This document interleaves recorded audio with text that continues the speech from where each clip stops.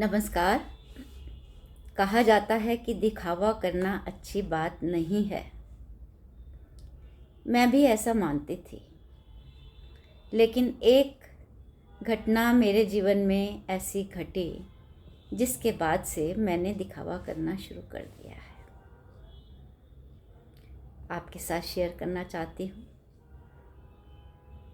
हुआ ये कि जब मैं 50 वर्ष की रही होंगी, एक बार अखबार पढ़ रही थी।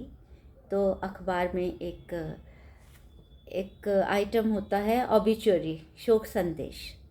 तो ऐसे ही नज़र पड़ी तो किसी का चित्र देखा, मुझे वो चित्र जाना पहचाना सा लगा। फिर मैं पढ़ने लगी उसके कंटेंट्स, तो याद आया कि मेरे ही एक बैचमेट बीएड में उनका निधन हो गया था। हालांकि वो मुझसे उम्र में बड़े थे। मैं जब 20 साल की थी तब मैंने बीएड में एडमिशन लिया था, और वो उस समय शादीशुदा थे, पिता थे बच्चों के, एक स्कूल चलाते थे। तो उम्र तो उनकी निश्चित थी, मुझसे बड़ी रही होगी, परंतु फिर भी मैंने सोचा कि अच्छा, मेरा बैचमेट, मेरा क्लासमेट, उसकी मृत्यु हो गई, यानी हम भी लाइन में खड़े हैं। तो बस मैंने सोचना शुरू कर दिया। तब शायद मैं 50 वर्ष की रही होंगी जब ये मैंने शोक संदेश पढ़ा। तो मैंने अपनी विश लिस्ट बना ली कि मरने से पहले ये 3 काम पूरे करने हैं। तो उनमें से एक काम था ड्राइविंग सीखना। अपने पति से बात की, उन्होंने बिल्कुल एनकरेज नहीं किया, कि जैसा कि शायद आपके साथ भी हुआ हो, कि एक आदत सी होती है महिलाओं को समझना, अनजाने में सही, जानबूझकर तो नहीं, अपने से कमतर समझना कि अरे क्या तुम सड़क तो पार नहीं ठीक से कर सकती, साइकिल तो तुमने कभी चलाई नहीं, लेकिन गाड़ी चलाने चली हो। पता नहीं, मैंने कहीं से एक वाक्य पढ़ा था और मैंने बोल दिया। मैंने कहा, sir, failure is not an option. कह तो मैंने दिया, लेकिन वो जो बात मैंने कही वो मेरे ऊपर भी एक तरह से प्रतिबंध लग गया कि अब मैंने इसे सिद्ध करके दिखाना है। तो जैसे तैसे ड्राइविंग मैंने सीखी, और मुझे मेरे जो देवर हैं उनका बहुत सहयोग रहा, बहुत समर्थन मिला, प्रोत्साहन मिला, और गाड़ी रोड पर आ गई।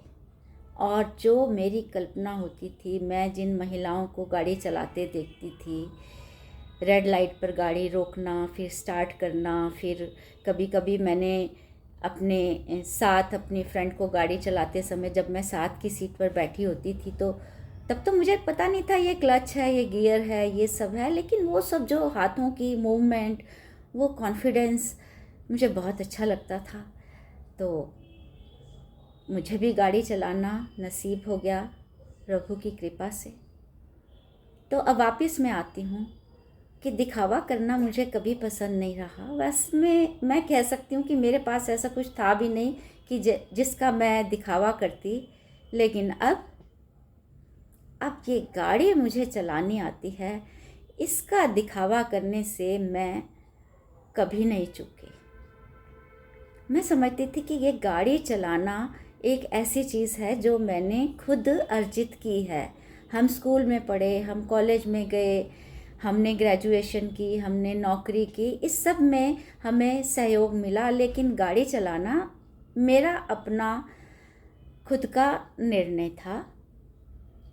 तो अब आपसे साझा करना चाहती हूँ कि भाई, भले ही मुझे दिखावा करने वाले लोग पसंद नहीं, लेकिन इस बात का दिखावा करने से तो मैं कभी नहीं चूकती।